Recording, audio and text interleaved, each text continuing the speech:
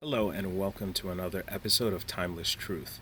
In our last session, we dove into the first chapter of Genesis, and I wrapped it up with an invitation for you to reflect with me upon any words, phrases, and passages that stood out to you.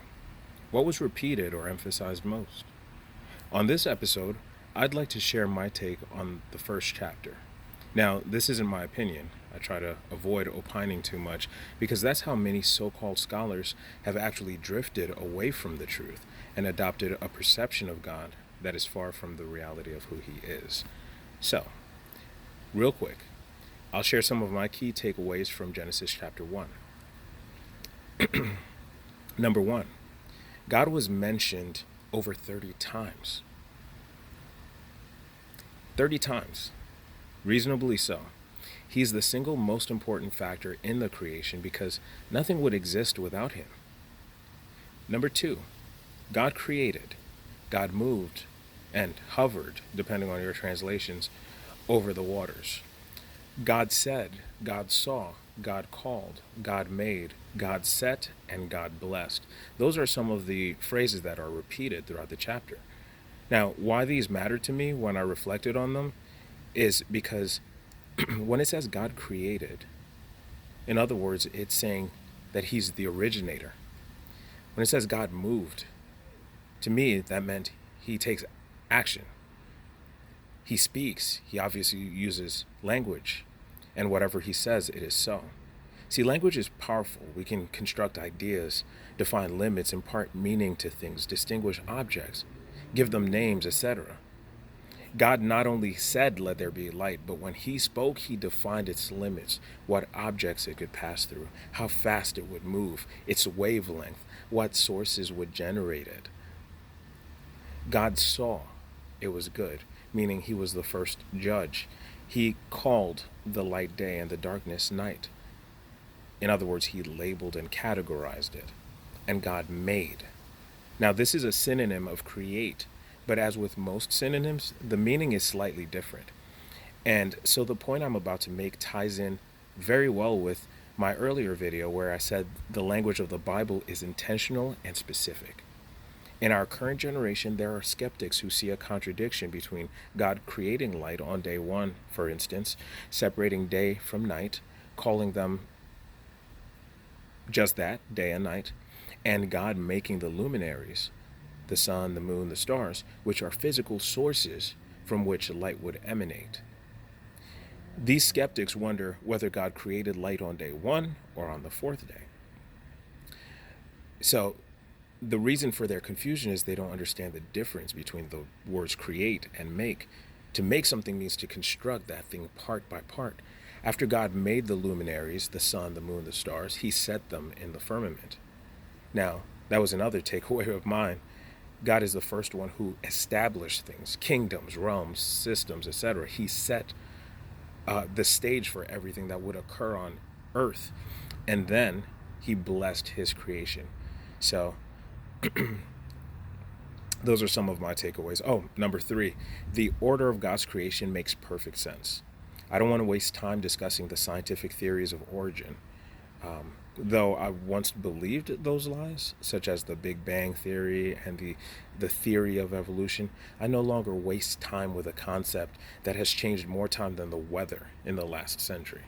You see, one thing about the truth is that it never changes. Your truth might change, His truth might change, or hers, because we can trick ourselves into believing lies, but absolute truth will never change. Doesn't matter what year it is, what century we're in. So God introduced light, He created water, then brought forth land. He did so before creating plants, which would need those 3 things. God then created sea creatures and land animals that would in turn feed on the vegetation He had created. He then made human beings who would rule over all of them. And several millennia later, we are at the top. Ain't that something?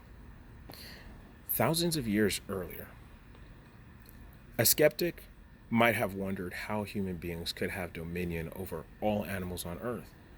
But we have them in zoos, cages, marine parks, and not the other way around. We have them in zoos. Though we have not taken care of the world the way we should have, we run it. as God knew we would. Now, of course, when he comes back, and that's going to be way later when we start exploring Revelations and stuff like that, but when he comes back, he's going to once again assume the control and make things right. All right, so anyway, with that said, let's dive into Genesis chapter 2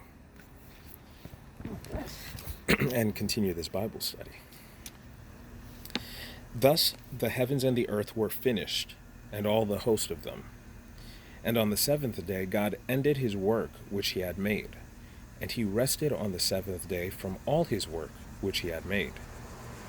And God blessed the seventh day and sanctified it, because that in it he had rested from all his work which God created and made. You see how the Bible uses language intentionally and efficiently. God created and made. They're two different words, similar in meaning, but they're different. These are the generations of the heavens and of the earth when they were created, in the day that the Lord God made the earth and the heavens, and every plant of the field before it was in the earth, and every herb of the field before it grew. For the Lord God had not caused it to rain upon the earth, and there was not a man to till the ground. But there went up a mist from the earth and watered the whole face of the ground, like a little sprinkler system. And the Lord God formed man of the dust of the ground, and breathed into his nostrils the breath of life, and man became a living soul. Remember that. And the Lord God planted a garden eastward in Eden, and there he put the man whom he had formed. And out of the ground made the Lord God to grow every tree that is pleasant to the sight, and good for food, the tree of life also in the midst of the garden, and the tree of knowledge of good and evil. And a river went out of Eden to water the garden, and from thence it was parted, and became into 4 heads. The name of the first is Pison, that is, it which compasseth the whole land of Havilah, where there is gold. And the gold of that land is good. There is bdellium and the onyx stone. And the name of the second river is Gihon. The same is it that compasseth or surrounds the whole land of Ethiopia. See, nobody really speaks like this, but it's good to understand the King James Version, which is the one that I'm using, because it is one of the most accurately translated from a literary point of view.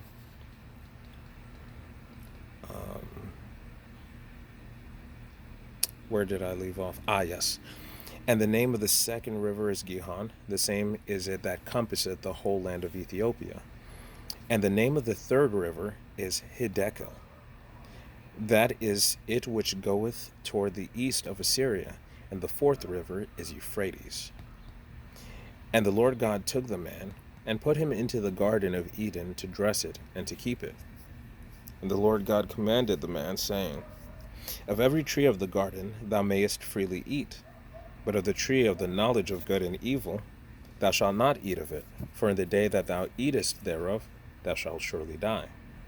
And the Lord God said, It is not good that the man should be alone. I will make him a helpmeet for him, or a helpmate, a companion, a partner.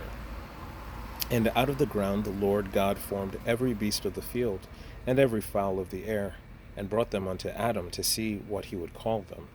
And whatsoever Adam called every living creature, that was the name thereof. And Adam gave names to all cattle, and to the fowl of the air, and to every beast of the field. But for Adam there was not found a helper for him. And the Lord God caused a deep sleep to fall upon Adam, and he slept. And he took one of his ribs, and closed up the flesh instead thereof. And the rib which the Lord God had taken from man made he a woman, and brought her unto the man. And Adam said, This is now bone of my bones, and flesh of my flesh. She shall be called a woman, because she was taken out of man. Therefore shall a man leave his father and his mother, and shall cleave unto his wife, and they shall become one flesh. And they were both naked, the man and his wife, and were not ashamed. Wow. Wow. So that concludes Genesis chapter 2. I hope you guys enjoyed our time reading it together. I'd like to know, what are your takeaways? I'd love to know that if you want to type that in the comment box below. What did the author want to emphasize or clarify? Before we proceed to the third chapter, we'll want to make sure we have a solid understanding of the first 2 chapters, because keep in mind, we're building, and the single most important part of any building, any structure, period, is its foundation. Without a solid foundation or base, building structures, they don't last. Likewise, the Bible makes less sense when we read it just to say we did. And that is why those who clearly perceive the days in which we live, and by that, of course, I mean those who believe in the God of creation, they are witnessing what is indeed an attack on the Bible. The rest of the world doesn't see it, because they're not in the know. In school, teachers generally present the Big Bang Theory and the theory of evolution as fact, even though they are far from it. They say the Bible is dangerous, yet they are corrupting the minds of children with sexual perversions, which start as early as they can manage.